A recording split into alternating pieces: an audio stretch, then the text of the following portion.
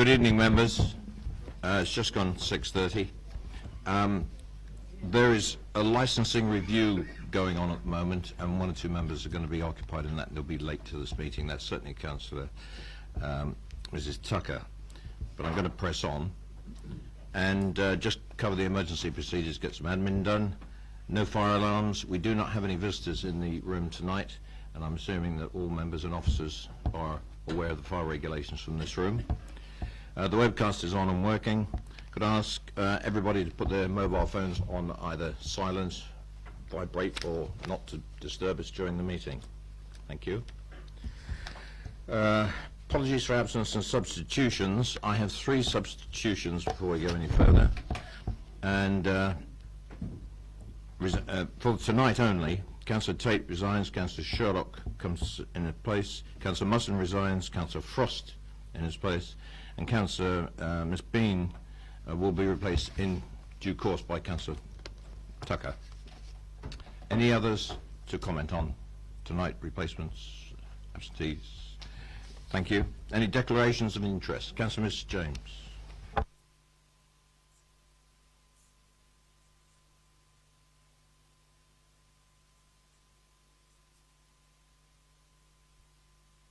Okay, noted, and we'll see what happens as time goes on. Thank you. Declarations of interest on matters pertaining to the agenda tonight. Right, there are none. I'll just confirm that with Councillor Mr. Tucker when she comes in, and any of the substitutes. Minutes of the committee meeting held on the 4th of March 2015. To follow paper A, you should all have a copy of the minutes in front of you. This agenda was printed before the minutes were actually produced, and my request is that can they be signed, and they won't be signed by me, they'll be signed by Councillor Tate, who chaired the meeting last time, but I'd like the committee's comments, or if we can go ahead and approve them, and then we can move on. Councillor Lee. I'm sure this has been said many times before, and I'm sure it's our accepted practice, but I do still find it very odd that if you're a visiting member, your statement is recorded and noted under your name, but if you happen to be a member of the committee, and even if you hold different views of everybody else, nothing is recorded. It's just rather general, and I do think we should actually record individual members' comments. And if we record Councillor Golding's views and Councillor Reid, and respect to Councillor Reid and Councillor Baker, when it gets to us, it just lumps us all together. But we don't all hold the same views, and I find that rather curious. Thank you. The principle was that when the committee structure was changed last year and it came down to the minutes, that what we try and do is, if we can't get a consensus...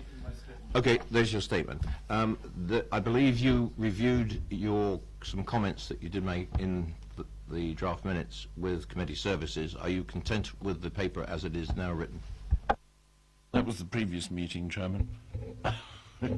Unfortunately, you were absent at the last one. But I'm happy with what it says, but I do think I would like it to be recorded that our different views should be. In a paper such as this, which is going to Cabinet, then it really ought to say who said what, and at least differentiate between those who are in favour and those who are opposed, because otherwise we don't know who's doing what. Okay, noted. Councillor. Just in follow-up to that, I completely agree with what Councillor Leek just said, but also I recall Councillor Leek very specifically had something that he stated, and he wanted it on record, to do with the infrastructure costs. And I don't think it's there, his very specific statement. And Councillor Tate agreed to have that annotated, which was, I think it was that A, Councillor Leek refused to accept the number, and that B, he didn't believe that the monies ever would be raised to finance the infrastructure costs that have been costed. I don't know whether your recollection of the meeting is the same. It's very kind of Mrs. Cubitt to remind you of what I said, but that was actually at the previous meeting, and I did get the minutes of the previous meeting corrected. But it was the point I was trying to make, actually, yes, that I would like my concern about the numbers and the lack of a western bypass to be recorded every single time, so one day the inspector might get the message. Right. This set of minutes, can we agree and approve them, please, for the last meeting? I have to ask you because I was not present. Thank you. Councillor Tate will sign these in due course. There are no urgent matters before the committee tonight. Item number 5, commissioning outcome group number 2, homelessness, recommendations for delivering future outcomes. I believe this will be introduced by the portfolio holder, Councillor Isaac. Thank you, Chairman, and good evening, members.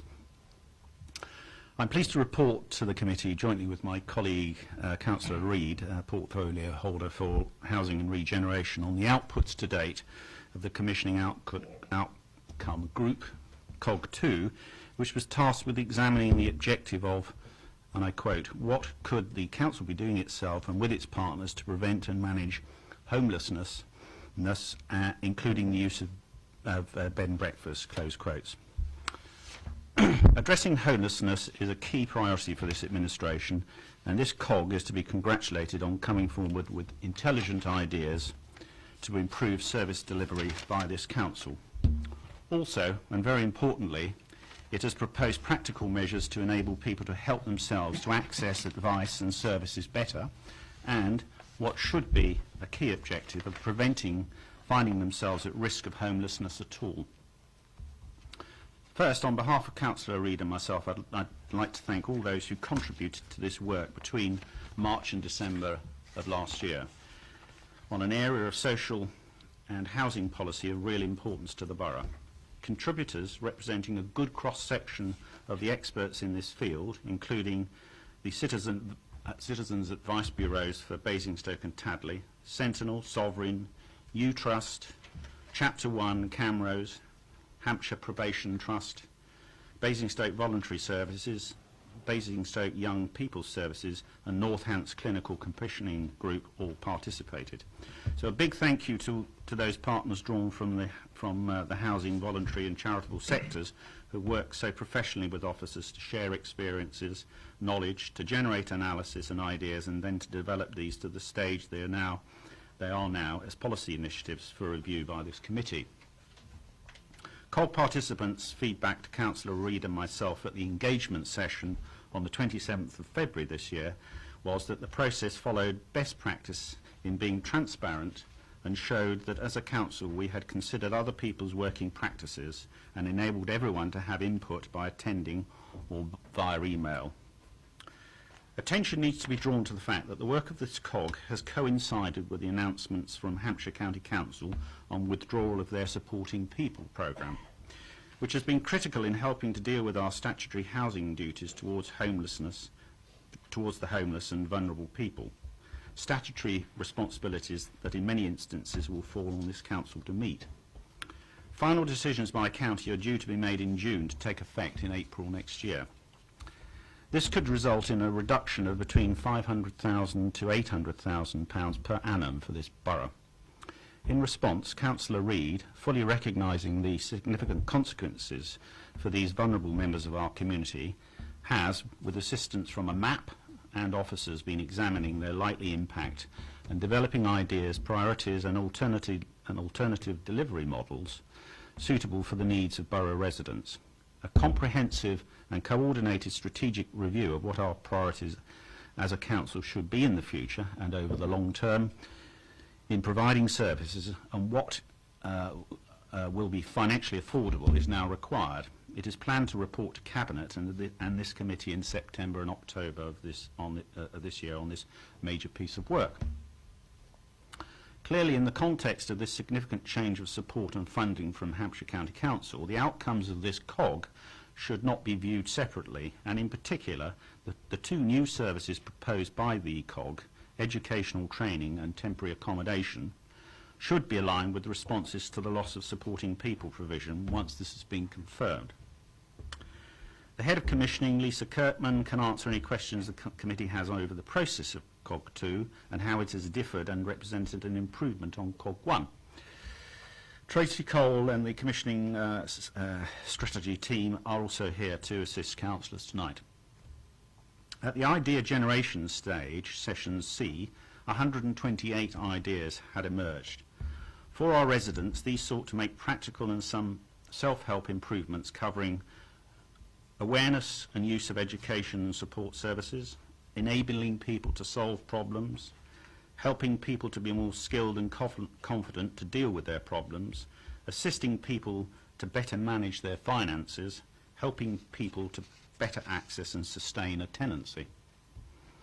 These were broken down into 6 policy options covering 3 areas. Firstly, support packages. Secondly, digital platform, computer systems. And 3, supply, agreed at stage 2D with the COG members. Following session F, the work of this COG was taken forward through working groups, including Chapter 1, the private sector leasing provider, and the Basingstoke Consortium, a local charity. As I said, the recommendations from this COG seek to address 6 key areas. Firstly, mapping and defining the existing services provided by this council. Secondly, ideas for financial products for private sector landlords, such things as rent guarantees, assistance to people in mortgage arrears, financial assistance to landlords to take people on housing benefit. Thirdly, improving access to digital services for people. Fourthly, a digital platform to connect professionals working with vulnerable people and a self-assessment tool to enable users to connect with the services they need. Central information and advice hub, working with probation teams to plan ahead for where assistance will be required, are some of the examples of the ideas that have been generated. Fifthly, early education and training for those at risk of homelessness. Education in schools, for instance, tenancy training as part of their social housing, and those placed in the private sector by the council. And sixthly, temporary accommodation. The council spends considerable sums on bed and breakfast accommodation. It is an expensive and, most importantly, not suitable means of emergency housing provision. This report recommends exploring by means of a pilot provision of council-owned or funded temporary accommodation as a way of reducing the incidence of bed and breakfast use. It is recommended that the first four covering better digital provision and access to services for people facing homelessness will be evaluated and taken forward by the Head of Resident Services, Tracy Cole, with support from the commissioning team. Opportunities have already been identified to cut back on duplication of services and advice provided by this council and its partners. It also opens the way to close service gaps and ensure more efficient and effective use of resources and funding. In terms of our digital, or as I say, computer systems, it is proposed that we seek opportunities to modernise and make these more efficient, reducing waiting times and freeing up officer time. For the 2 new proposed services, that's early education and temporary accommodation, business cases will be developed further and aligned with the ongoing strategy in response to the withdrawal of the Supporting People programme. In conclusion, Councillor Reid and I believe that some very useful work has been instigated by the COG members working with officers on key organisational and supply issues that face us as a council in seeking to minimise the incidence of homelessness in our borough. The challenges remain considerable and progress will be incremental as a total eradication of the threat of homelessness is not attainable, however much it is desired, but we want to reduce it so that it is as little as possible. At this interim stage, the comments, feedback and preferences of this committee are now being sought. If I could just turn to the recommendations in the report. The committee are asked to note the work undertaken by COG2. Secondly, to comment on the options contained in the 5-case model assessment for early education and training. Thirdly, to comment on the options contained in the 5-case model assessment for temporary accommodation.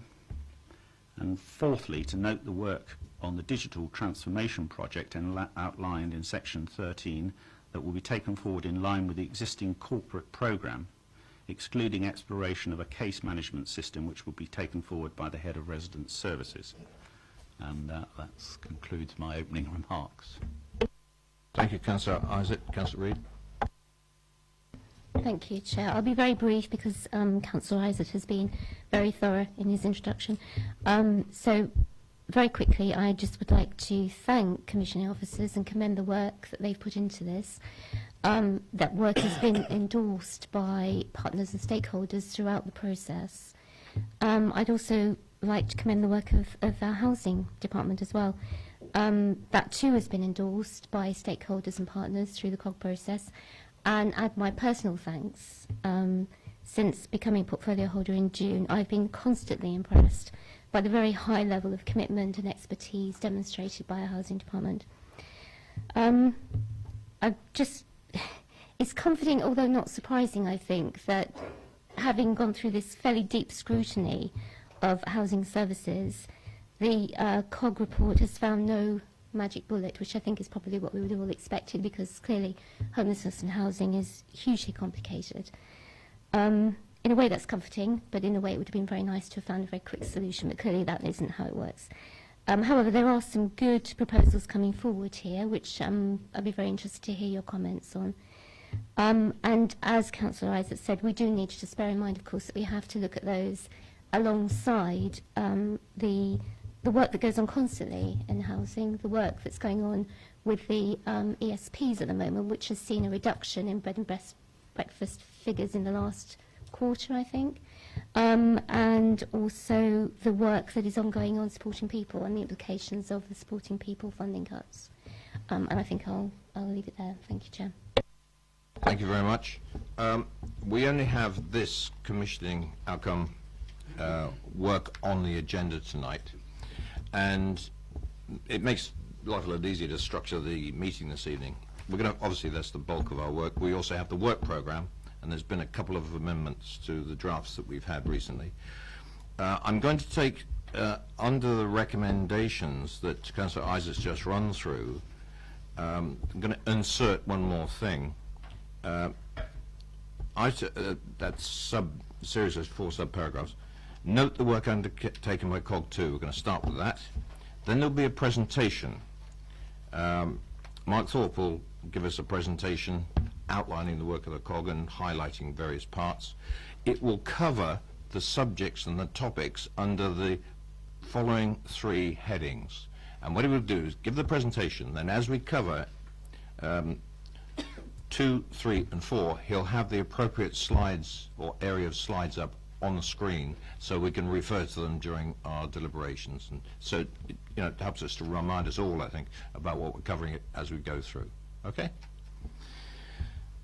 So, yeah, okay, Councillor James, because the first thing I was going to do was come up with questions to officers, unless you have something else.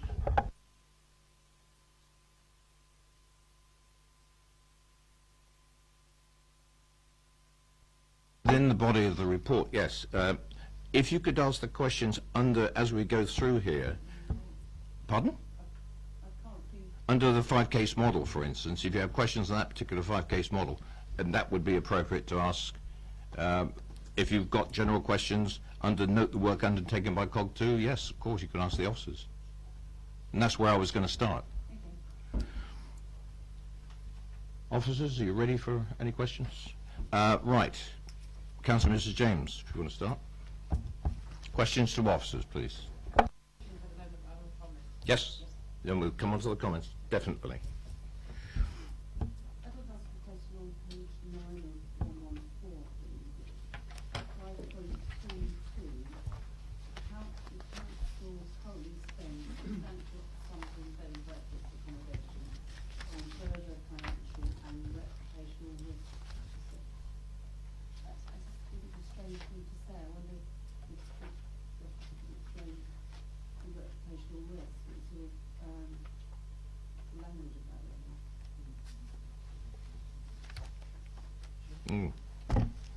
Thank you, Chair. The comment refers to the 6-week rule in relation to how long individuals can be accommodated in bed and breakfast accommodation. or certain individuals in certain circumstances, and therefore there's potentially some liability of the council presently regarding the long stay, if you will, of some individuals in bed and breakfast accommodation. And that's where the reputational and financial liability comments relate to.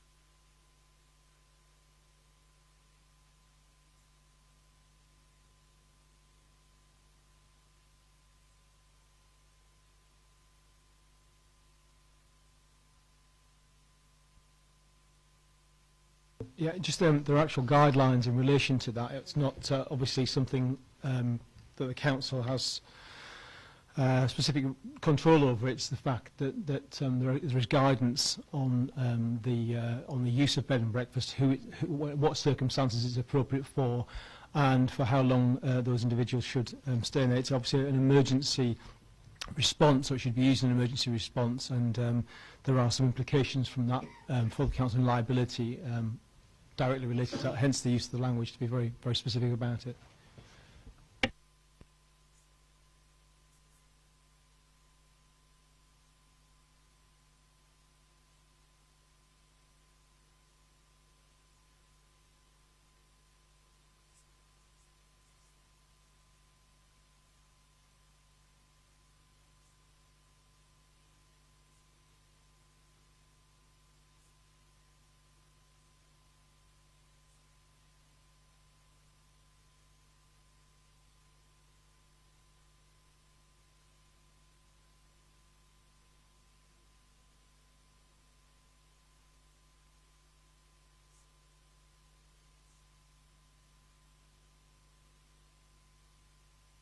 Tracy. Yeah, Councillor James, I was just, I see where you're coming from, and I don't think from the description you just said there, it's about replacing that one word. I think it's about actually a different sentence, because I was going to ask you, well, what word could we use, because I couldn't think of a word. So I think it's more around the sentence that you're looking to reword. So we're happy to take that on board when, when and if we publish further reports on this. Is that helpful?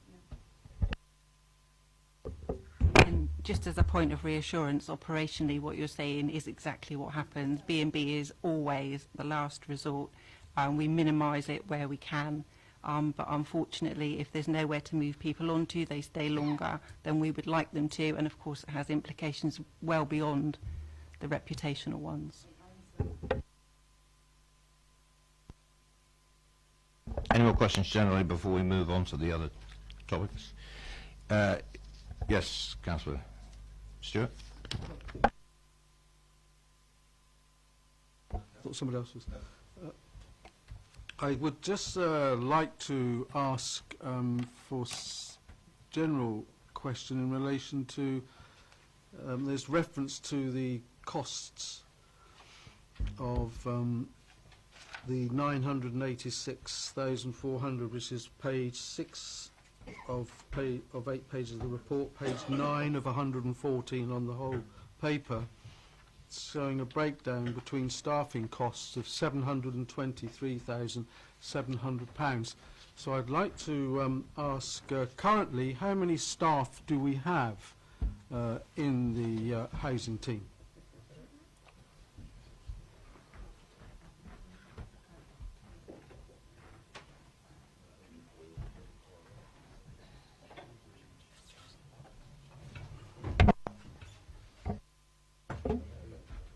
I can get the exact number to you, but it's around 20-ish.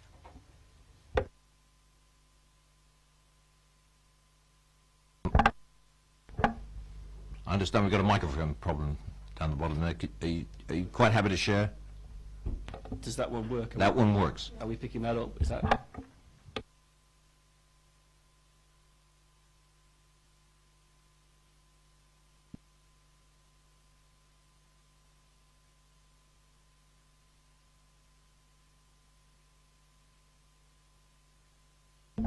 No more questions from members on that? Well, Councillor, go ahead. Thank you, Chair. Again, on the same page, I note that on 513, there's a very short paragraph which says, no financial evaluation has been carried out on the business cases included in Appendix 1. Could I ask, has there been any financial assessment taken in relation to any of the suggestions that are being put forward in relation to preferred options? Okay, just in terms of the financial evaluation of the business cases, what you actually see in the documents attached are outline business cases from HM Treasury best practice options appraisal approach.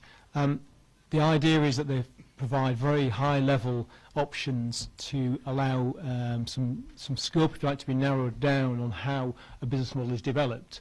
And at that point, when business models are developed and options for that route are developed, then the financial information comes together. Obviously, it's very difficult to put financial information around when the options are as broad as they are at the moment, but that's the process and the reasons for that. So in answer to your question about the wider options, many of the, in terms of the operational elements, most of them in terms of working in partnership, creating agreements, etc., are obviously obtainable within the current budgets. There may be, I think there's a reference to a case system for case management, which, as the head of resident services is taking forward and evaluating, may require small sums of additional funding, but hopefully that provides an answer. Could I contribute to this just a little bit? Because it's my understanding that one of the roles we're trying to do tonight is zero in on maybe some of these options. This is what we're going to be making comments on. When those options are firmed up, that's when the detailed business cases can be produced. Otherwise, you're doing business cases or trying to do business cases on not a lot of firm information. And that's I've done business cases before myself, and unless you know which way you're headed, you can't really firm up a business case to the level which I think is what you're looking for, Councillor Parker. Well, if I can leave that until we go through the 3 stages that you're talking about on the recommendations, and I might choose to come back to that specifically. What I would like to ask again, it's very close to, which is page 7 of 8, 10 of 114, and it's just something that I was not aware of, but I'm not challenging. I would like, just for a better understanding, on 7.3, there's an implication that on the provision of private sector leasing, that we have competition from other local authorities. Am I understanding this to be effectively that we've got other local authorities putting residents in? So my question then specific about that is, are any of those in relation to when we talk about social private sector, yes, is this in relation to potentially buy-to-let properties? Landlords? No? We don't specifically know, but it could be any. It's a real challenge to our private sector accommodation where other authorities are discharging their homeless duties into our area because they have no accommodation in their own. Well, I very much hope these are not landlords that we've assisted financially to bring their properties up to scratch so they can let them out to the other local authorities to satisfy their housing needs. So I'd like to see that there is some note made of that and that we look into that specifically, because I think that would be just us throwing money to benefit somebody else. Duly noted. Councillor Kew. Just on that one matter, once they're in a property in our borough, having negotiated the rent by another local authority, if the local authority then, the other local authority then finances their accommodation for a 6-month period, are they then classified and deemed to be our responsibility? When is there a conversion of responsibilities?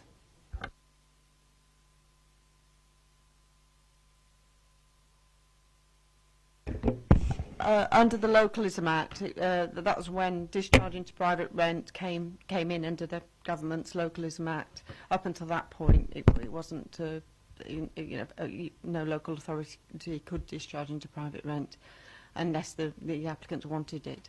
So, but what it is if an applicant's made a homelessness application, basically they can be discharged into private rent, but then if they become homeless through no fault of their own, the tenancy has to be fixed for 1 year, a minimum of 1 year, and if they become homeless through no fault of their own, during that period, they would be the responsibility of the original local authority.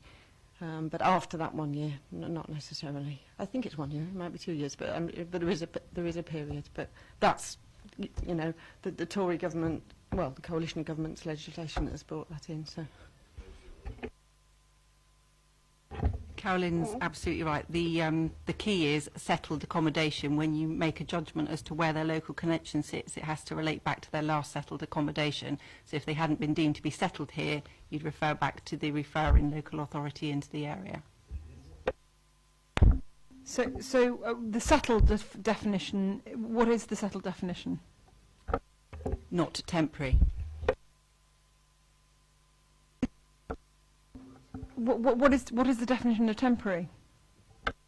There is no specific definition. It's about, we have temporary accommodation that people remain in for 18 months by virtue of the fact there isn't anywhere to move them to. So it's very much a case-by-case basis. So I can't give you a definitive, it would be this length of time and then this would happen. Just I suppose what I'm asking is, are we ending up with other people's homeless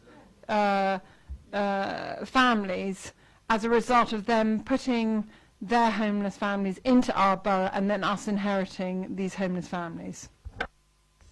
In theory, that could happen. I can tell you in practice that hasn't happened because officers work very hard to make sure our customers establish their connection in a proper locality rather than just accepting it at face value. Well, that's a brilliant answer. That's the answer I want to hear.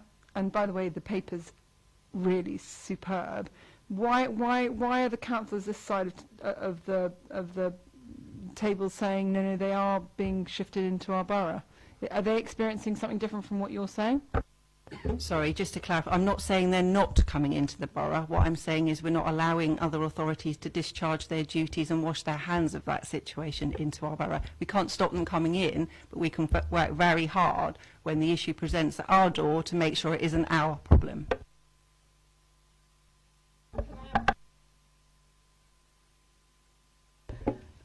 When the officers will find it hard to have an impact on that is what sometimes happens, and most local authorities do this, is try and prevent homelessness, of course, when they can. So what they will do, if they do manage to find private rent before actually making a formal homelessness decision, then what they sometimes do is make a what we call not homeless decision, and then the same sort of things it's difficult to then sort of enforce the other borough to take the responsibility, because there has been no full duty acceptance on the homelessness case, so then it's a lot more difficult.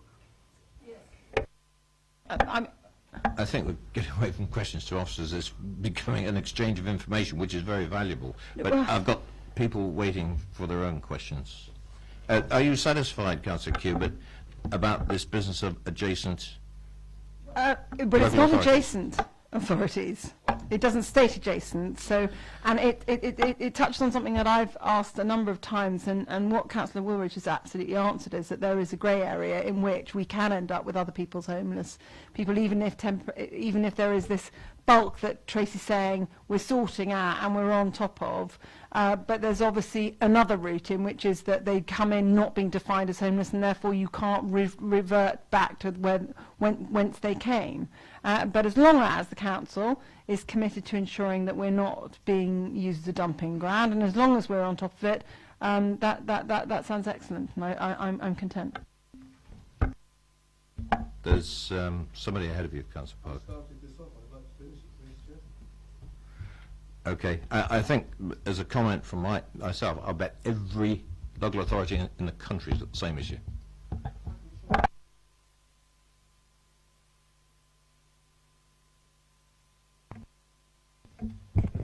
to ask, Chair, how and when do we get notified that this is happening in relation to a particular family and a particular property? Often we don't. We find out by some other means. I made some sort of noises and nods earlier on because I got involved personally with the housing staff here of a case in my own ward, which happened exactly the same way. The housing officers here do an extremely good job, and they were looking in Test Valley, they were looking in Aldershot, in Farnborough. Local authorities look wherever they can, as long as the local connection can be made, as it was in this particular family's case. So everybody's doing it to everybody else. And thank you, Councillor Wardridge, for your input on that one. Councillor Harvey. Asked and answered. Anybody else? General questions, then we'll move on into the meat of it. I've just got a couple of clarification questions, if I can. First one, page 37 of 114. In the scope areas, it's got lack of traveller sites as one of the areas in scope. And I just wondered, there isn't any subsequent mention of that anywhere in the report, and I just wondered why that was. Thank you. Yep, you're quite correct on that one, Councillor. When the scope was developed, from the responses from the COG members about what they could influence and what would be impactful in terms of their work, the travellers issue was in scope at that point. And as the process progressed, obviously we asked the members of the COG to develop outcomes and then ideas from the outcomes as it went along. There were no comments, ideas, suggestions relating to that matter, if you like, that have come from the COG. However, obviously, the local plan makes provision for traveller sites, so I hope that sort of picks that issue up, but thanks for the question. Just a couple more. Page 59 of 114, the evaluation summary, which is just after 18.8.2, the first bullet point there, if you read through it, I think, is there a typo in there? Because it's suggesting that was carried forward, but then goes on to say, explain why it couldn't be carried forward. So I was just a little bit confused with that particular paragraph and wondered whether it was a typo and it needed correcting, or it might be just me reading it wrong. Basically, in terms of how the business case model works, the system, if you like, puts forward a preferred option, which you can see on page 61 for that particular business case. But in some cases, there are additional additional variances, if you like, that could be looked at. And unless they're sort of, if you like, discounted for a good reason, then they're carried forward until the case is developed further, at which point they might sort of fall out, if you like, later on for other reasons. Does that help?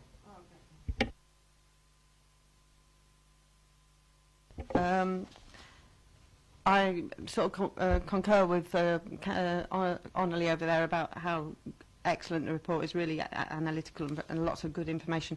But it would be nice if we did have the information to bring it up to date in terms of how many we have in B&B at the moment, just to get the context when we're discussing it today, if you've got that information. Thanks. Councillor James, did you want another question? You want to answer that bed and breakfast one now?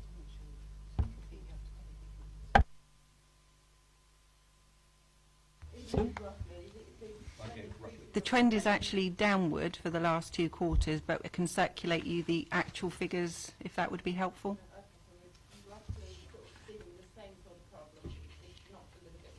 It's definitely a downward trend for the last 2 quarters. And we'll make sure that gets circulated to all the members of the committee for your information. Councillor James, was there something else?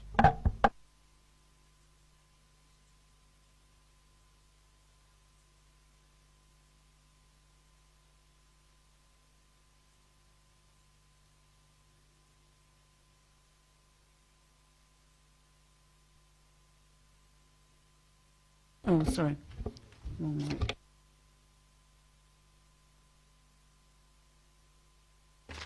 We have done, but not in recent months. And again, I'd have to supply the exact figures separate to this meeting because they change by the week, obviously. Yeah, it would be good if we could have a breakdown so that people are still being put out of the area with families. To my knowledge, we haven't done that in the last couple of months, but I'd have to check the figures. Certainly we were doing it early on in the previous financial year, but that's certainly, again, a downward trend, and I don't believe we've done that in the last couple of months, but I'll circulate the figures for you. So the other question I wanted to ask in relation to the number of accepted homeless households, is there any information as to the number that are not accepted and what happens to them? Do you do any recording of information where you give them advice? Where do they go? I mean, do we have that information? Because a lot of people. I can tell you how many interventions and preventions we've made, but I can't tell you what eventually happens to those customers that we've seen, no. So could you explain that a bit more, what you mean by that? So we know how many we accept that come through the door, and then there's a number that we don't accept. Do you know where they go, or...? That's what I'm saying. I know the number that we don't accept and that we give advice to, but I don't know what their ultimate destination would be. No, we don't keep that information. Would it be good to have some idea of that? I know it's very difficult to record that, but would it be idea to sort of have some indication of, so if you send them, I don't know, wherever they go, or it would be useful to have some information around that, really, because it's a lot of people. We're in the process of reviewing our performance indicators to try and make them a bit more meaningful. What I could do is talk to the officers about how easy it would be to keep track of where our non-accepted advice cases go and see if we can do anything there, but I can't make any promises. Fine, if that's all questions, we're going to go into the presentation. I'll take one more. This is your second go at questions, I know, but we've only got one thing on the agenda, and it's a really meaty... Councillor James, you heard my structure of the committee. Everybody else has had their opportunity. I'll take one more question from you. Thank you. Mark, presentation? Thank you, Chair. Just want to provide a short presentation, if I can, to give an overview of the process. Some of this has already been covered in the opening remarks, so I will spend slightly less time on some of them. Just to begin with, just to act as a reminder, really, of the commissioning process, the COG process. The timeline that's on the screen now details the different sessions that we have through the COG process, and I'll just clarify briefly what each session provides to give you some indication of how we got to the end result. So session A very much defines the parameters. It provides the scope for the work going forward, and it's based on what the COG members feel are they can impact and reasonably influence in terms of the topic area, and that's how the scope is itself defined. Moving on to the second session, session B, we asked the group to start creating outcomes to satisfy that overall objective and agree those between them. The third session there, session C, then takes the opportunity to develop some ideas, some new ideas, different ways of doing things, which will help achieve the outcomes. And ultimately, from those, the options are then created. So the 128 ideas from that session became the 6 ideas that we're discussing largely tonight. Sessions D and E then look at options appraisal and service design, where really those ideas are taken a little bit further. We start to assess some challenges and whether the options can meet those challenges, and also start to define some of the key features of what those services will look like. Then between session E and F, we started recently, certainly with COG2, to look more into working to continue that engagement with those who've been involved, by creating working groups to, again, pick those options up one by one and develop them further into what you can see presented to you tonight. We found that to be really very useful, and it keeps that engagement going all the way through towards the end. Session F itself is very much a summary to the group, which Councillor Isaac referred to a little earlier on tonight, and basically goes through the whole process and reminds COG members what they contributed and where that's reached in terms of its conclusions at this stage. And it also gives COG members an opportunity really to feedback, particularly to portfolio holders, if there are any concerns about the process and what they felt their views were. This slide just outlines the partners that have been involved in the process. The blue ones are the Basingstoke and Dean Borough Council staff, as you'd expect, from a variety of different elements of the authority. The black ones there gives a representative picture of the councillors which have been involved, and the larger group there of red bodies on the screen are our external stakeholders, which are listed down the right-hand side. And these shots, if you like, have been taken directly from the work of the COG, which is Appendix 2, which is available in A3 colour in your packs. So we've talked very much about the outcomes that have been developed as part of this process, which have driven everything forward. And as always with the COG process, we try and break those down into outcomes which the group feel should be achieved for people, which are the top group of 5 you can see on your screen, and then 4 which have a wider impact, if you like, on place, really, in terms of it being communities that feel those outcomes. And again, as with everything with the COG process, the following sessions after these have been developed, we reaffirm these with the COG members who are attended.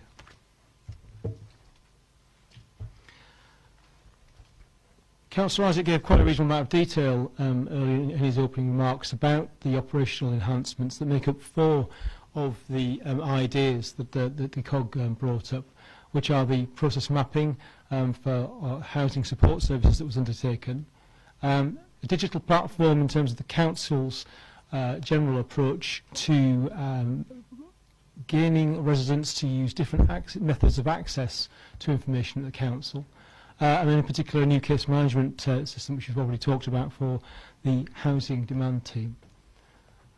The idea, if you like, to improve physical access to digital services, we've worked with Basingstoke Consortium as a partner there to work out the issue that is potentially public access to IT, if you will, and how important that will be in the future with Universal Credit. And there's a good project going forward there, which we're monitoring and staying involved with.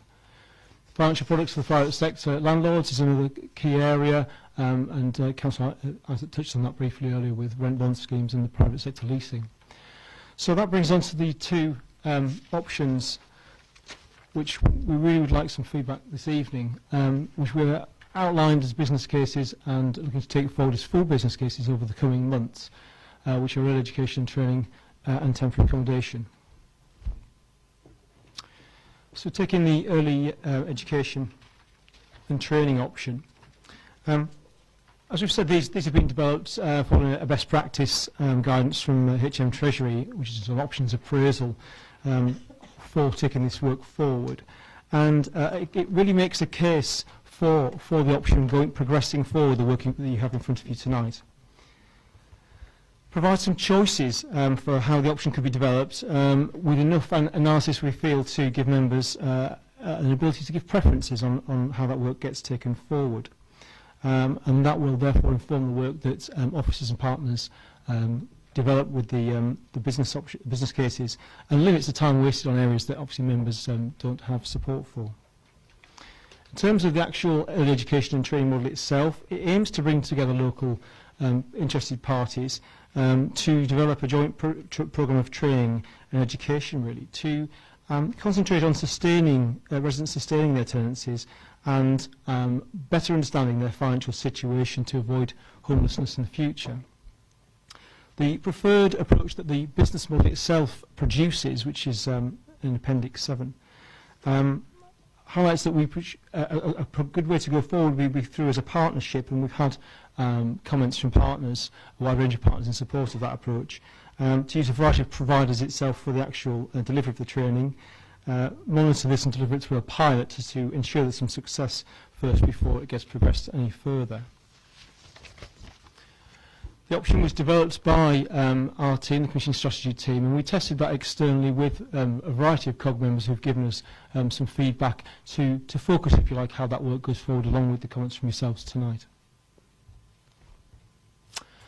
So the second option there refers to temporary accommodation that is suitable and value for money. This work was very much informed by a report that was requested by the Basingstoke Area Strategic Partnership Priority Action Group for Housing, and has been conducted by an external expert.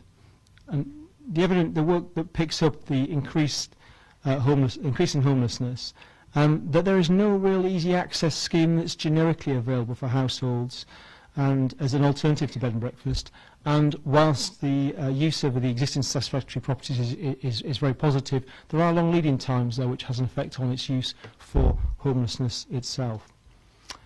So it aims to provide some temporary interim accommodation to avoid the use of bed and breakfast for prolonged periods of time, any more than an emergency really. And also, as Councillor Isaac I think touched on earlier really, provide a better environment and quality of life for the residents that find themselves in that situation at that time, particularly families. So again, the preferred route that comes out of the business case development so far is to suggest providing up to 15 units, which would be sufficient, we think, to predominantly deal with the current level of accepted households who are accepted homeless. So long as there is a limit of around about 12 weeks or so in which those individuals will stay in that accommodation, therefore providing sufficient churn to make that level of units reasonable and viable. The preferred way forward in terms of the delivery really is to potentially reconfigure existing housing schemes, and that's preferred largely on the basis of foreseen reduction in capital expenditure to make that happen. An external provider is again probably the preferred way forward in the sense that it's not an area of experience for the council. Now there are experienced providers out there that could easily do this. The council is likely to be the sole funder, given it's our statutory duty to provide this provision, but we can obviously investigate that further as it's progressed. And the implementation will depend very much on obviously the nature, if you like, of the building or buildings that will be used for that purpose. And those would all be explored further as the business cases are developed. So just in summary, the process has recognised that homelessness will always exist, and that's due to the causes of homelessness, but the methods put forward have attempted to reduce that based on a preventative approach. So the COG has focused on improving clients' quality of life, as I've mentioned there, and reducing the use of bed and breakfast, both financially and very much for the appropriateness of its use. 4 options, as we've outlined, will enhance existing work of the housing team, and will be taken forward operationally with the Head of Residence Services in conjunction with our team for support. And the 2 are potential new services, as we've touched on there, for training and temporary accommodation, which will be worked into 4 business cases, and for which we'd appreciate some comments and feedback tonight. Chair and I are happy to take some points of clarification if that helps. Thank you, Mark. Councillor Harvey. Points of clarification at this stage. Just thoughts in terms of the presentation, Mark. You mentioned there about an external provider in regard to the previous slide there, going back one, in terms of the temporary accommodation, yeah. Who do you have in mind? Because in my thoughts, is that going to be an RP, or are we talking about something else in terms of an external provider of that? And maybe Tracy can help, forgive me if I'm putting you on the spot, Mark. At this point, we haven't actually the approach for the business case as an outline at this stage is really just to put some ideas forward, and the development of that and the conversations that we have with partners afterwards will inform those choices. And I would suggest that a range of options come back to be developed that take into account different types of providers and different types of units and provisions. So at this point, it's very much the options are variable, if you will. that's reasonably reassuring, but then again, the detail, devil's in the detail, isn't it, with what you come back with, and we know from previous experiences the detail matters considerably. Again, going back to the previous slides, if I could ask for some clarification on the various list of RSLs there, RPs. Why isn't... Sorry, go back one, sorry. Forgive me.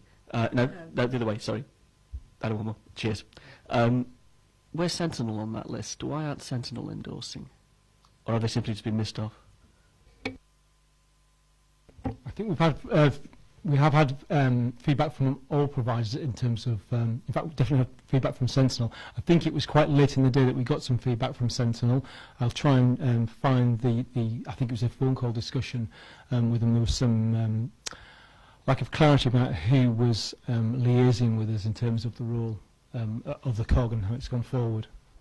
But we'll get you some, I can certainly look out the feedback that we've had and confirm that.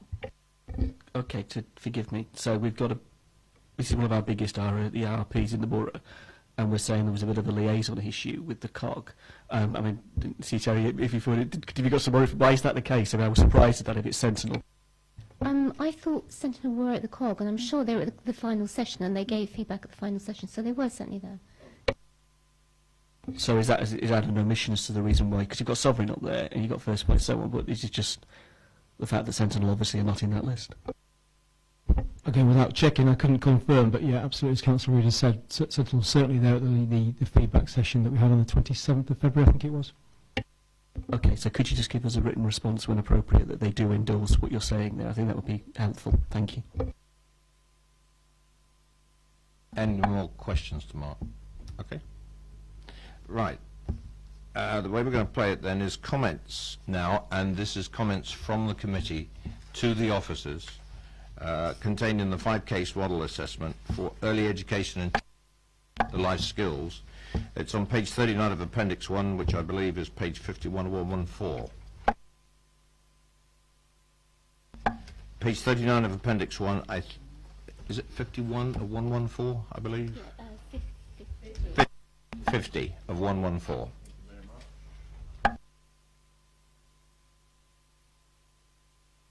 And I invite comments to the officers on the 5-case model, please.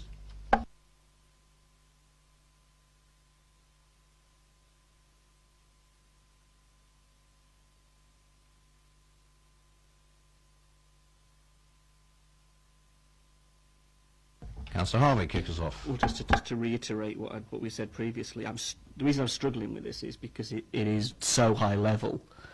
You know, which way is the wind blowing on this? Because what do you mean by a mixed economy in the context of having some more detailed work done? What do you mean by create a partnership of local organisations to deliver the training? Well, who, what? And there's so much more to this that isn't here that, to be honest with you, I'm struggling to give you any reference, really, to be fair, any comment, because it'd be almost meaningless. You know, you'd have to do a lot more working up of this to give me any confidence of giving you any reasonable steer. I'm sorry to say. I don't mean to be negative in that respect. I'm just saying at the moment this is very, very high level and generic, which is not to say it isn't worth at all. It's just that I think it needs to be a lot more detail to get there, really. Officer response.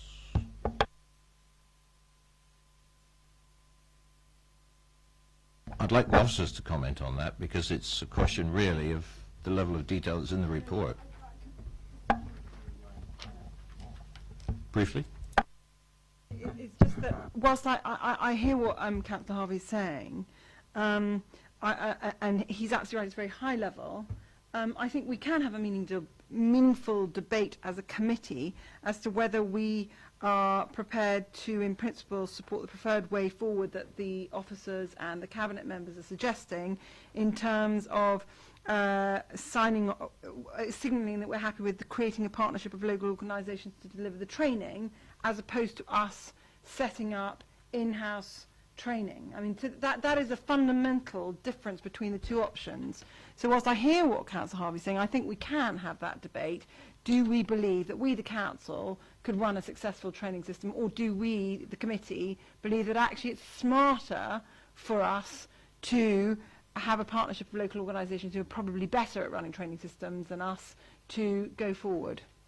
And that, I think, is a very constructive comment. Absolutely, and that's, I think, exactly what the officers were aiming to go for. That's why I went back to the officers, Councillor Harvey, because, yes, it's a level of detail. Don't worry, I've been here before. I don't know if the officers like to comment on yours, but I certainly take on board what Councillor Kubert said. To round that out, to give the officers an opportunity, it then begs who is part of that partnership, and in that sense, also, the partnership should be us, not exclusive of us. And why would it be exclusive of us as being part? I think there's some questions here I'd like to explore, I think, with the officers on this. I think there's some interesting points about who is in this partnership and how would it be formed and shaped and so on. Who are we thinking of doing this training? But I think some principles had to be established, first of all, before you then start dropping down into it. I saw Councillor Woodridge and Councillor Parker. Referring to what Councillor Kubitz said there, I'll lead on from there. So, I mean, I think there is a case for it being a multi-agency partnership as opposed to just council-led on this occasion. But I think it's important that it does involve organisations that understand the client group and already work with the client group that we're dealing with. So, for example, the RSLs will be absolutely integral in this, as would the floating support agencies, because they understand the issues that the clients are facing and have already got solutions to deal with that. So I would say that would be what I'd say. We've also already got a track record of other organisations, not internal, doing this, in that the home group used to do, Stoneham used to do tenancy training in the past. I think they may still do, and they did that successfully. So, so as it stands at the moment, I think that's all I'd like to say. I may say something more in a minute. So, thanks. Thank you. Yes, I think they're very, very helpful comments from Councillor Kubert and Councillor Woodridge. And yes, I would endorse that we would want the RSLs involved in it. I would think. Obviously, it's not my paper and it's commissioning, so I mustn't push too hard on any of that. But yes, most definitely, we would want. We would want them, and yeah. And as you know, quite a few of the and you mentioned quite a few of the RSLs have had some very good training schemes and still do. So yes, that would be a part of it, as far as I'm concerned. I think that those comments are an example of exactly what we want, to feed into the officers with those components that need to be developed to make sure that we've got the right mix of representation in all the training. And that I think I'd like to comment, Councillor Woodridge, you mentioned the understanding that they bring to the table. That's very important, because you don't want people there just thinking off the top of their heads. Have some depth of knowledge of the issues and then bring it along and develop the business case and how we can make it work properly. Yeah, sure. I think there's also a case for sort of peer mentoring or peer training to be potentially involved in this, especially when it comes to young people, in that I think it's important that sort of people can relate to who they're training. So there's different ways of doing that, but that would be something. So. Any other points along these lines? Yes, Councillor Parker. Yeah, along the way we're approaching this. Yes, Councillor Parker. Well, I think for the outset, I indicate my major concern on all of this, and yes, we all want to work with a positive frame of mind in relation to this, but what I'm very keen not to end up with is one major partner that we're trying to suggest who should filter into this, who should feed into this. That in the end, I'm struggling with this is that on page 38, the case is being made that solely provided by this authority is financially more costly. Yet we've heard earlier that there's no financial assessments being made. So how are we inferring that to provide it solely by this local authority? And we're referred straight away to page 18 of 39. There's a lot more pages that influence the thinking in this report and in the decisions that's been arrived at. Not just table 18, and there's other references that are being made in terms of the fact that I acknowledge and I recognise that their potential is a lack of skill and appropriate officer in-house to deliver this. But I don't know how anyone can suggest, without knowing, as we've understood, the cases can't be made until such time as we seem to, the cart is coming before the horse here.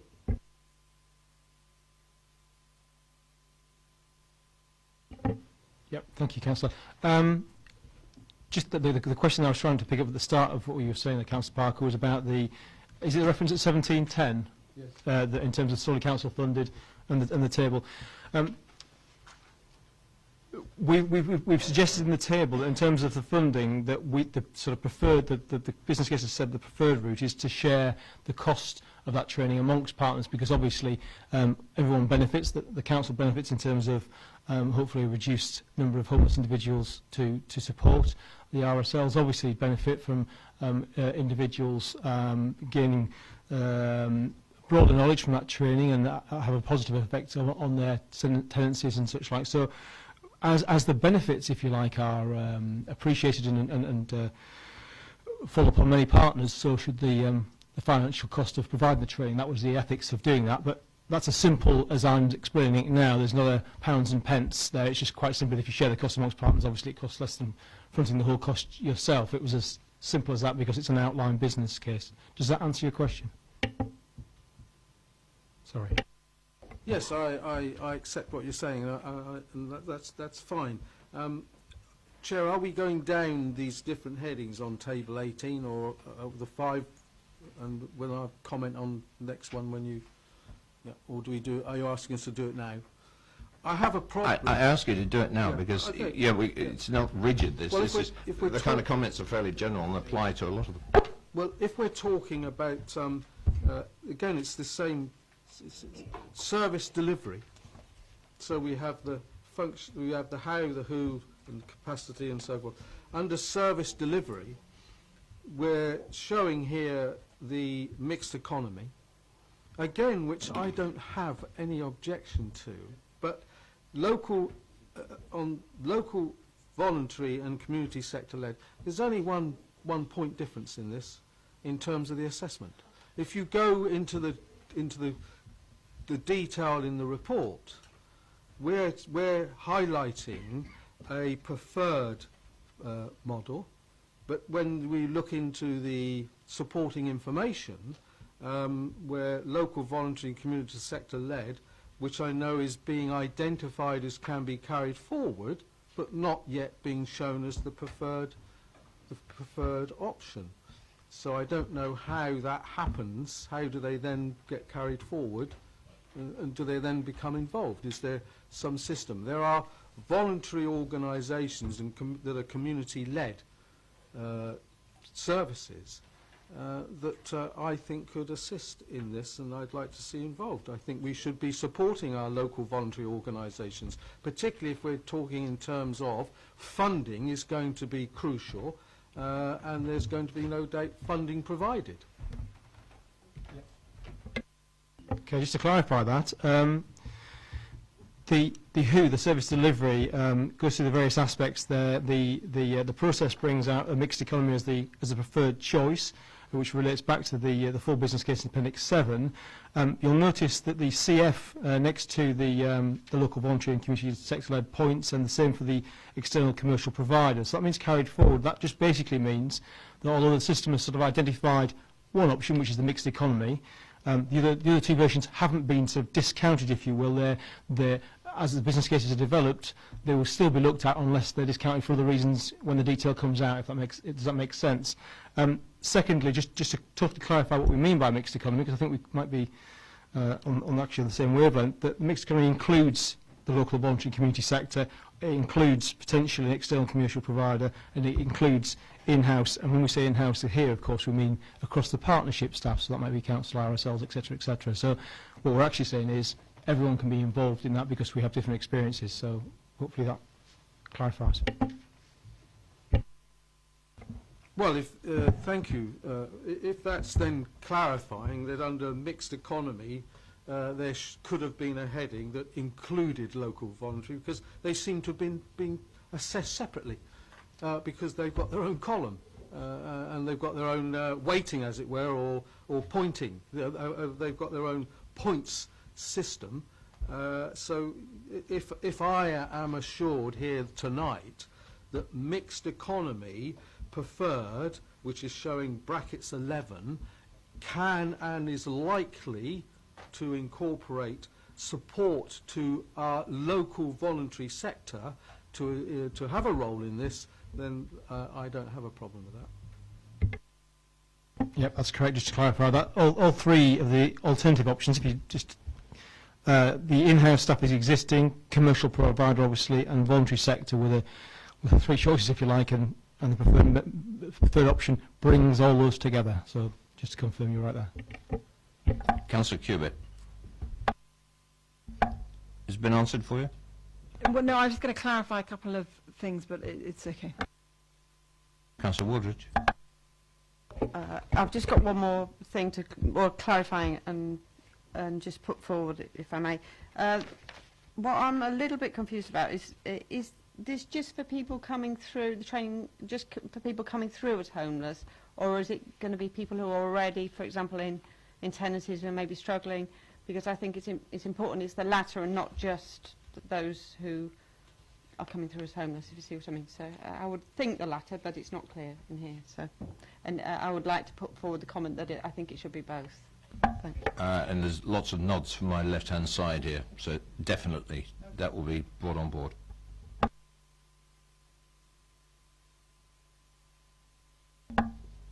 No more comments. Officers, have you got anything else that you would like the committee to address? Okay.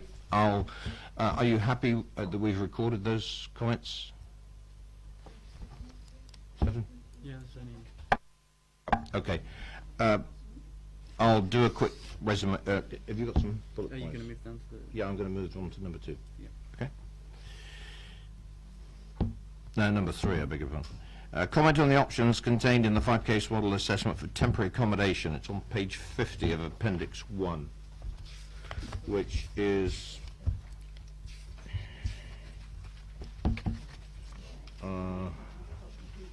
Appendix 1, 61 of 114. Will you read it?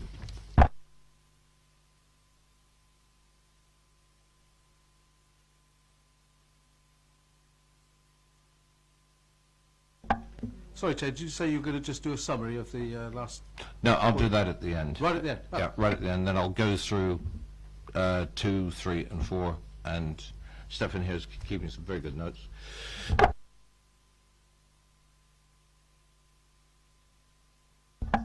Comments? We're on page 61 of 114. My comment, just to kick off, is that I would be supportive of the preferred way forward. I think it makes eminent sense to flesh out further the proposal that has been come to by all parties concerned. Thank you very much. Councillor Frost? Thank you, Chair. I'd just like to reiterate the same point that Councillor Cubitt just said, that I think the preferred way forward is the way thing, and everything should be scoped out and fleshed out and then brought back. Thank you. Anybody else?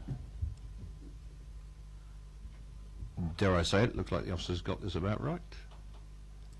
Obviously it's high level. Obviously a lot of work has got to follow on from all this to give the level of detail that I think that they will want. Yes, Councillor Woods, by all means. What in terms of page 58 of 114, reconfiguring existing housing schemes within the borough was the preferred way forward. What sort of things are we must have in mind kind of what properties we're thinking about, even though we can't go into the details. So I'm just trying to picture what this might mean, if we could. Well, there are no specifics at this stage, but that's why it was really important we emphasised the point at the beginning that it ties in with the SP review, because there will be inevitably some decommissioned or changes to services there, and that would be an opportunity to look at those and see how they could be remodelled to deliver something along these lines. Potentially, I'm not saying definitely, it's not clear yet, but that's why we need to pull those two pieces of work together to ensure we maximise those opportunities. Okay. Yes, Councillor Cuban. Just going back to the original paper, which in which it referred to the Hampshire County Council cut of £800,000 per annum in the grant, will this proposal in some way alleviate that grant that's going to disappear, and that we will put some capital investment in, which we've seen out of the monies that we discussed at budget, and acquire these properties? Will that mean then that £800,000 will hopefully be in some way met through the owning of the owning of these sites? Thank you, Chair. Thank you, Councillor Cubitt. In a way, this is sort of standing, although we've got to bring it all together, this is sort of in addition to the work that we're doing on supporting people at the moment. So where we've had a strategic review of the services that are potentially under threat because of the cuts, we're also now embarking on an even bigger strategic overview of where we want to go. How can we look at perhaps doing this in a more innovative way? And now we've sort of identified these services that we absolutely want to retain and that are our bottom line. We've then got to find a way of providing it. So we're working that up at the moment. At the moment, we appear to have some buying from Hampshire County Council, but I'm touching wood at the moment on that. Fingers crossed on that. We're also talking to the DCLG next week, but as you mentioned, in addition, it may require some capital investment, and we do have the £4 million Housing and Homelessness Reserve, which is a capital reserve. So we could quite easily look at that. I think we will need some capital investment. That is that 4 million that we can use and call on if we need to. And then there's also 2 million in revenue. But what we would be looking to do with this supporting people would be to be moving towards a delivery model where we gradually are able to step back and we if you like, become the enablers, and we have some kind of strategic board, perhaps with a social enterprise, that can actually take those services and run with them. But we would need, obviously, to be grant funding perhaps those to begin with and enabling it. And we would also need, probably, as you say, some capital investment in that as well. But there is money there which we can call on. Thank you very much. That's a very comprehensive answer. Just as an aside, everything we talk about, not just your area, but every single area that we seem to be standing in the shoes of Hampshire County Council, tells me that we should become a unitary authority. Now, I know I sound like a broken record, but every single meeting that I go to, we're standing in for significant cuts that have been initiated by the county, and I really think that the Cabinet should revisit the concept of us actually taking control of our own destiny, and instead of having to piecemeal sort out bus problems, education problems, housing problems, grants that were here that have suddenly disappeared, I think you should seize the moment and push forward unitary authority. Thank you. Any more comments on item number 3 here on the temporary accommodation?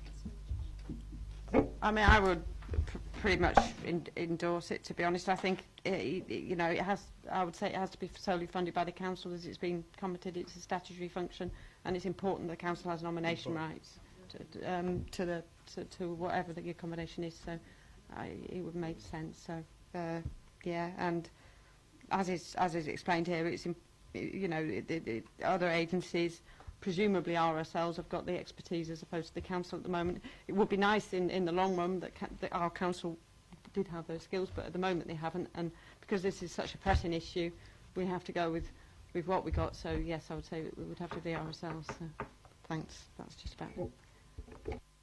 Thank you. And with the caveats, certainly the ones that Councillor Parker put forward about working this up, involving the voluntary sector and everything else, all those comments have been taken on board this far. Is the committee content with going down the preferred route for that recommendation number 3? Okay, thank you very much. Moving on to the last one then, Note the one, this is totally different. Digital transformation project outlined in section 13. Now, do you want any more amplification of this from the officers? Getting into the digital world carries an awful lot of pitfalls. It's an open Pandora's box, I think, a little bit.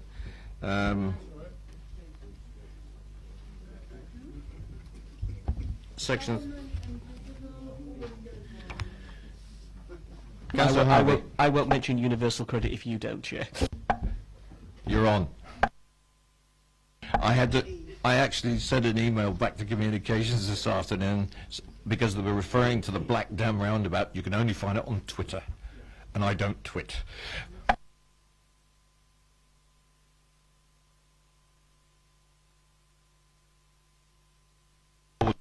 Twitter. Anyhow, who wants to start exploring the... do you want to make any comments first, Mark, on the digital revolution here? Okay, probably not that deeply qualified, but I can explain the text that we've put in the report, if nothing else, in layman's terms, which is probably helpful.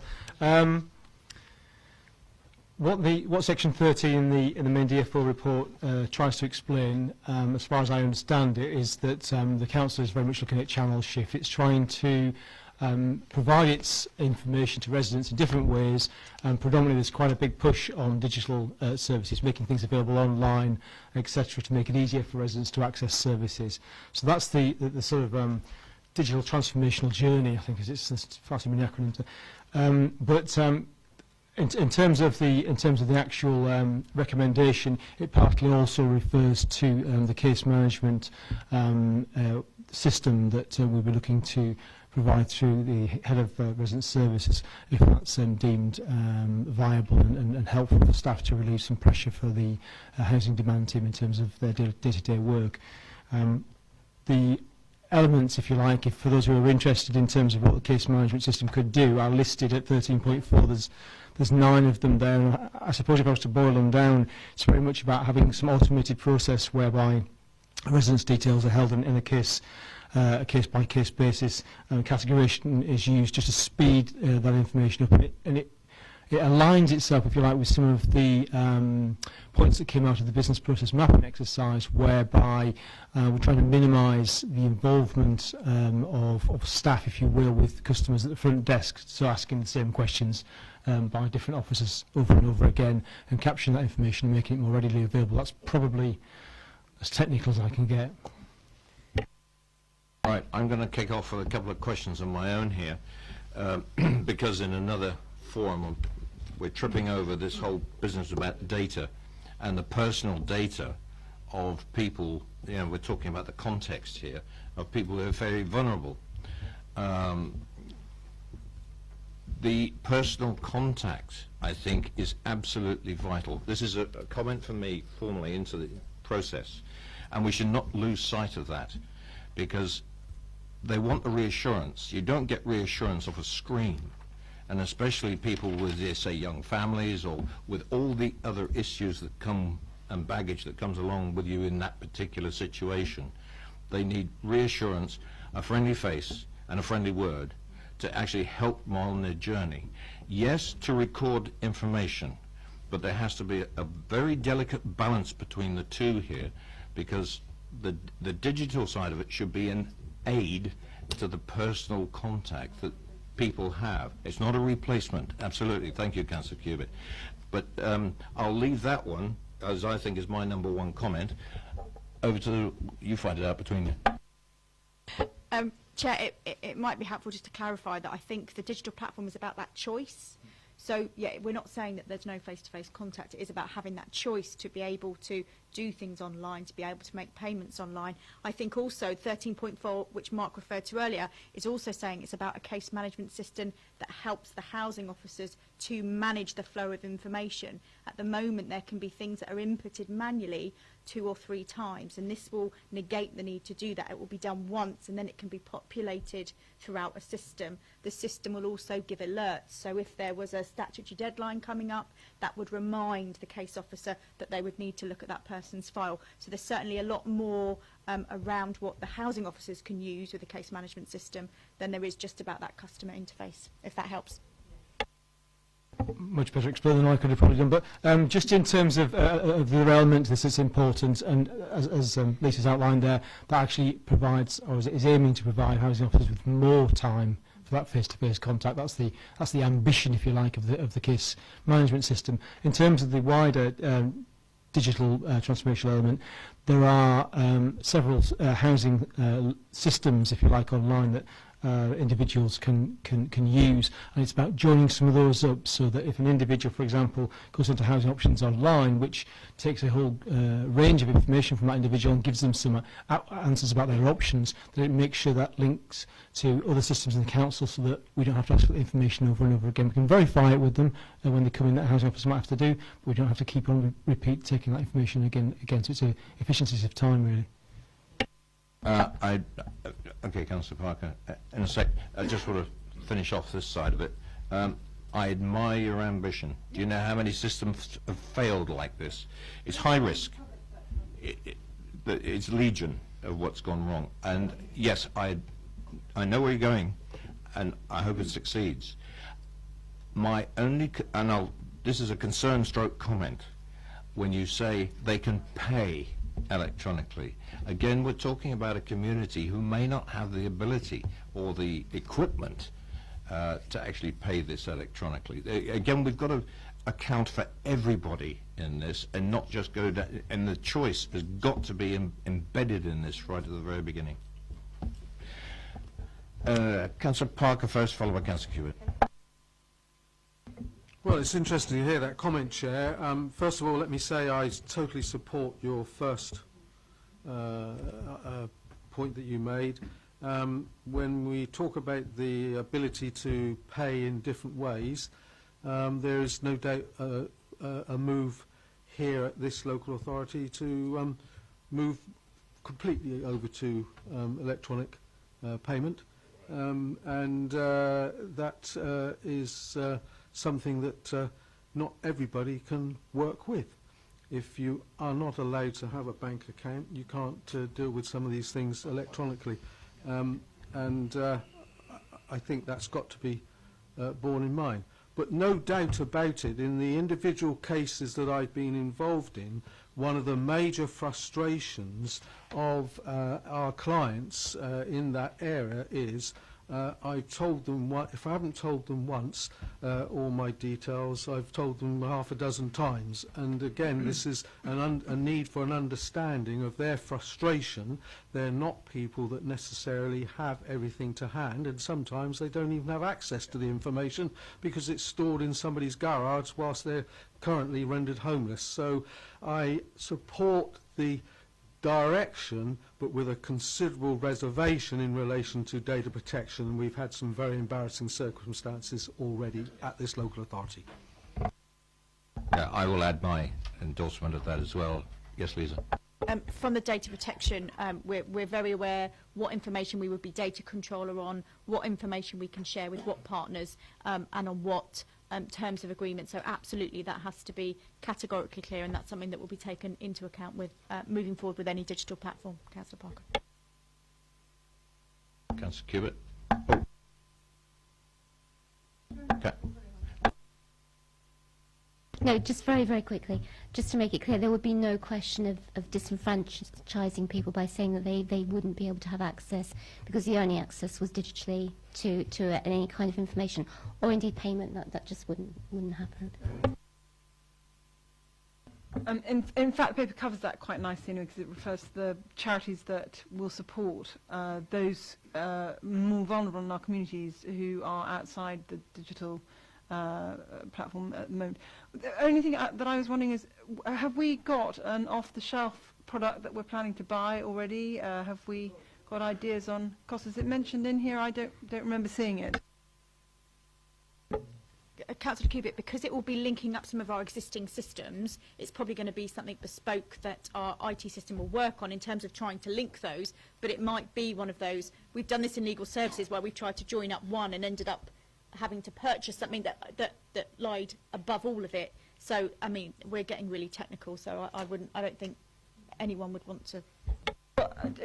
I mean, I hear what you're saying. I just would like to comment on something that one reads in the papers every week, that government is absolutely inept and incompetent when it comes to appointing private contractors to write computer systems. We get raped every single time, it seems to me, and then we end up with a product that doesn't work. So if I just park with the cabinet, who does have private sector experience, to work in tandem with the relevant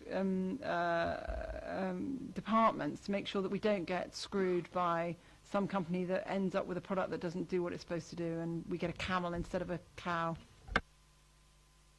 Coincidentally, later on this summer, we'll be addressing tendering as part of the commissioning process as well. So that is where you're coming from. It's where I'm coming from. It's where Councillor Frost is coming from. I know that several of us have been involved in the contracting world. So, yes, very sensitive, very aware. Councillor Isaac. Just to pick up on the comments made by Councillor Cubitt, I think it would also be a good idea if we made sure that we involve our own IT department in this process. I've got a high regard for the individuals who lead that, and I think it's important they're brought into all this. Another comment. So, good. Any more? Councillor Woodridge. Just to reiterate what everyone says about data protection, I think that's important, and the fact that it shouldn't replace the face-to-face contact that everyone else said as well. But from an officer point of view, I would say that those suggestions in point 13.4 about case management are really good, actually, and I would say that they're all very sensible suggestions which would help share information and make the management of cases much more effective. So I think that they're very good. So I would endorse those as well. There's one I wasn't sure what it meant: enable secure mobile access for visiting officers.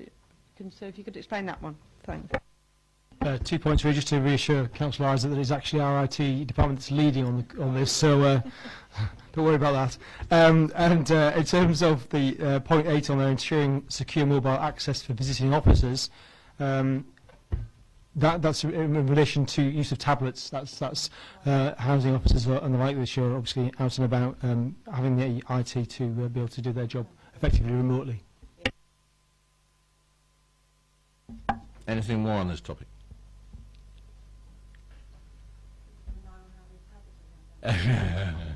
Yes. Officers, is there anything else in particular you want to be drawn out on? No? Right, we've come to the end of that. I'm going to ask Stefan just to quickly run through points, please. So general comments of the committee I've got. You support the engagement of RSLs and the multi-agency partnerships as they bring a depth of knowledge and understanding. This is in chronological order, so going back to what we spoke about at the beginning. Training should involve those who are in unsecured tenancies as well as those who are homeless or unstable tenancies. Not insecure, all tenancies. All tenants, all types of tenancy. Yeah. Okay.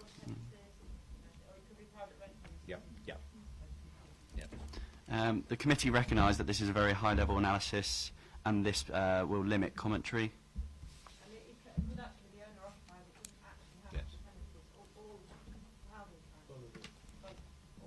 Yeah, I think the whole range of occupancy combinations that you can have cover the lot. Yeah. In relation to recommendation 3, you endorse the way forward and would like to involve the voluntary sector as per Councillor Parker's comments. Then the concern over, this is number 4 now, concern over data protection, just a broad comment there.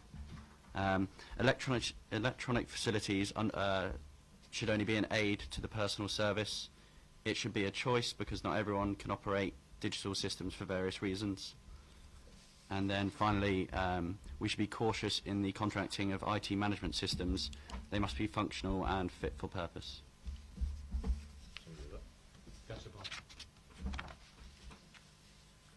Oh, sorry.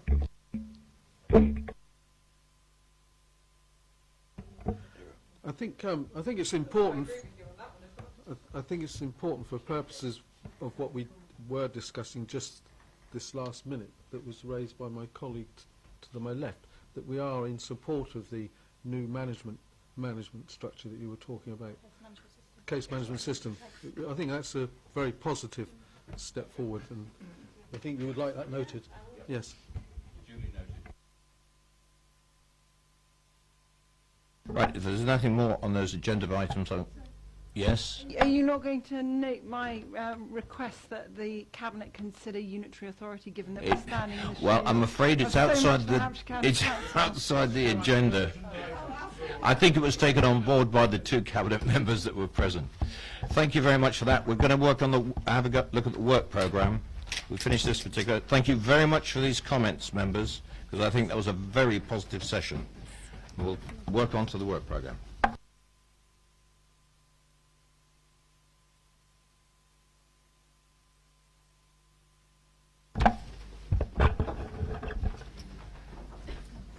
So there are your two additions. Yeah. One from Kevin and one from Mark Lambert. Sorry, the other way round. So the first one was Mark Lambert, and then yeah, Kevin.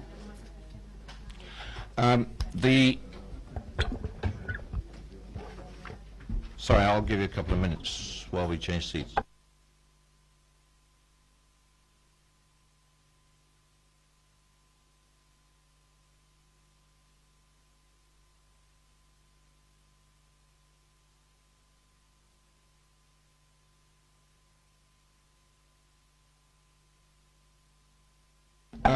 This will be fairly short. You've got a programme right at the back, paper C of the agenda. You've also got one in front of you that was popped on by committee services, because at the last minute we had two more topics. One brought by Mark Lambert. This is for the June meeting on the updated draft of the SIL charging schedule. And the next one in July from Kevin on the Hampshire Community Bank. If you remember, certainly I was on that committee, we were talking about credit unions and other methods and what have you. He's going to be bringing that to this committee and giving us an update on the concept of the Hampshire Community Bank. And on the back of it, we've got items to be timetabled, and this is what I'd like your views on, please. The outcome of the Security Committee on commissioning, that will come to us at some time, but when they've sorted out what came out of scrutiny, we'll get it into the programme. Homelessness, and it's the outcome of this meeting will drive the content of this item moving forward. I will liaise with the officers to see where they can see this evening going, and then we'll programme that in. Now, the other one is number 3 on the back of the page, is the, if you all remember, about Set Squared, which is the business incubation organisation. We'd like to put that in. Now, your views, we could put it into either June or July. Where do you see this fitting? We've only got one item at the moment scheduled for June. I would suggest that we put it in with June to get, it's an update of how Set Squared on the business innovations going forward, and we can include it, at the moment anyway, in the June programme. Are you content with that? There's 2 updates, so that would be a good idea. Yeah. And I think... What is it? When it says suggested to take place 6 months after the new year, is that the new calendar year or the new financial year? Calendar year. Right, okay. Councillor Cubitt? We had our meetings about the local plan, and the local plan is going to consultation post election, and it will then be put, assuming the consultation. I mean, presumably our committee has to look at the results of the consultation, or so I'm just wondering why we're doing this. My understanding, and I'm prepared to be corrected, that it will not come back to the committee. It didn't last time. It will go straight off, as far as I'm aware. Now, I was talking to Stefan earlier on. We need an input from Head of Planning Policy, Jill Fisher, and I'll see if there is anything, and I can put it, put an entry in. But I'm not anticipating anything at the moment. I've not been advised of it.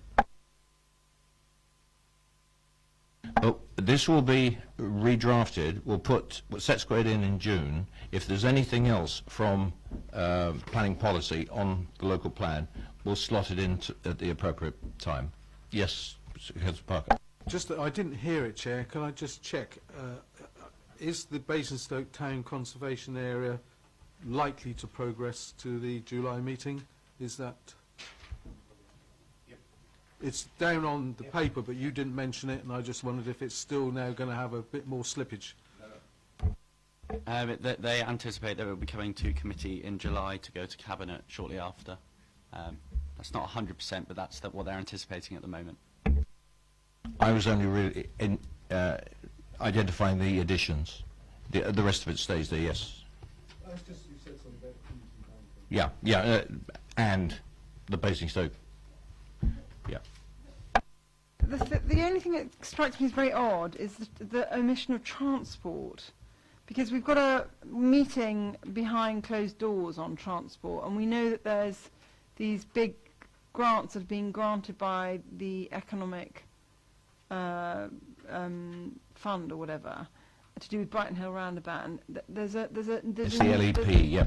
There's a follow-on.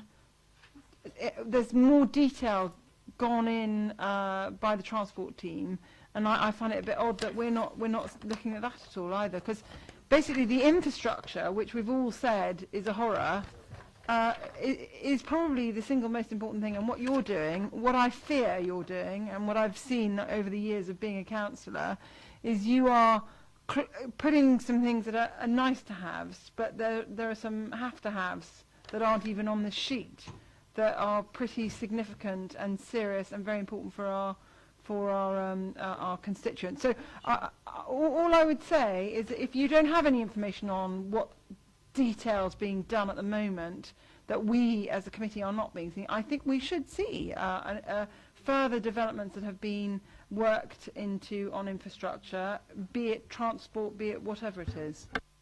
And absolutely prepared to accept that. That's what the committee's. This is a committee timetable, not me. Please take the you have, because it's not me. If you want something on that, we can certainly get the appropriate people in to do this. But we set the agenda, and if you want those topics to be included in the agenda, we will do it. Yes, Councillor. I was just going to support Mrs. Cubitt, Councillor Mrs. Cubitt, because I think either this morning or yesterday we got an email saying we'd got 850,000 quid to enable us to undertake various assessments relating to Minidan, and I do think we should know what that is and give guidance if necessary. So it's all part of the same. It's part of the infrastructure. I quite agree. There's an extra money down executive committee coming up. Well, it may be, but that's an executive committee. They're the bosses, but we're the ones that ducks doing the paddling. But yes, okay, that they're certainly going to go in there. Likewise, I'd like to support that. I mean, in terms of Brighton Hill Roundabout, there's all this talk about what's happening with Brighton Hill Roundabout, but my residents have just not been involved at all in what they're planning there, and a lot of them are not happy at the idea of Brighton Hill Roundabout being sort of transformed if it involves a Tesco proposal of the subways all being filled in. So if that's what's being used by Hampshire County Council, you know, I think my residents have got a right to be commenting on that at this early stage. So. No, I agree, Councillor. So what I'm just proposing is just an idea. is, given that we seem to have some form of agreement here, is instead of or combining with the SIL, because it's slightly related, but the SIL be the secondary, not the primary paper, that the primary paper be education and roads, and what are the other big infrastructure?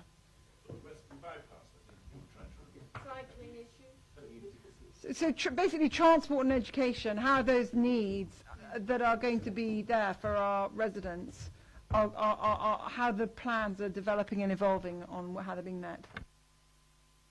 Noted. Yes, Paul. Thank you, Chair. I think it's perfectly right to roll it in with the SIL, because the SIL's going to be those sites that are contributing to SIL. As we know, there are significant sites that are not contributing to SIL, including, well, not just Moneydown, but and for very other reasons, some of the land, the private land, for example, the other sites that have come forward around Chinham and Kempshire. And I would also say, completely agree with the points about Brighton Hill roundabout. It's not the only roundabout in terms of investment, but those that aren't going to get any investment, like the Kempshire roundabout and the Hatch Warren roundabouts, all of them are going to be deeply, yeah, indeed, or overpasses, however they're going to deliver it. Bright ideas, but I think that the point is, I think, at least with SIL, that's one element, but I wouldn't underestimate the debate that we would want to have around Section 106 that fits in around this as well. I know it will all change, and it will all be a different debate because of the different rules and the way it's going to be not allowed to pool it anymore and the rest of it, but it is highly relevant. If we could add to that, actually, the bonus for new homes, if that could be added, new homes bonus, because that was given by the government to fund, in part, costs that the communities are going to have to bear for the new houses. And at the moment, this council has kind of hived off most of that monies and then said we don't have any money to pay for any of this infrastructure. So I'm afraid we're going to have to, as a committee, I think we're duty bound to shine a light on where these monies are being squirreled and what the squirreled monies are supposed to be for if they're not supposed to be spent on the things that we've been given them by the government for to spend on. Okay. Well, what I'm going to suggest that under that heading of updated draft of the SIL charging schedule, we also include in that new homes bonus and S106, because they're all three related. And I think the LEP grants, because that's another. Well, I think we stick with LEP grants at that stage, and as a follow-on to that, in that June meeting.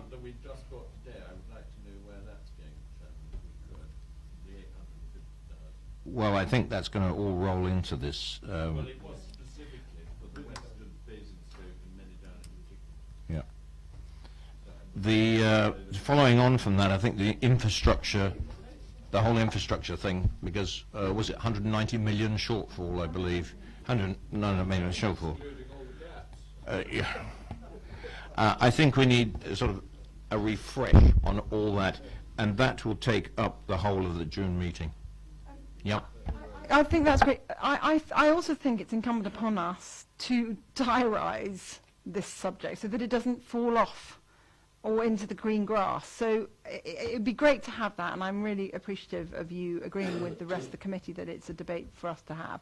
But I think we ought to diarise on a kind of a quarterly basis updates on infrastructure and where the money's coming from, and that should never fall off the diary. You know, if I was to be run over by a bus, or Councillor Leek to be run off a bus, or you know, all of us members, who's going to continue to shine the light on this extremely serious and very, very important matter in relation to quality of life for our residents?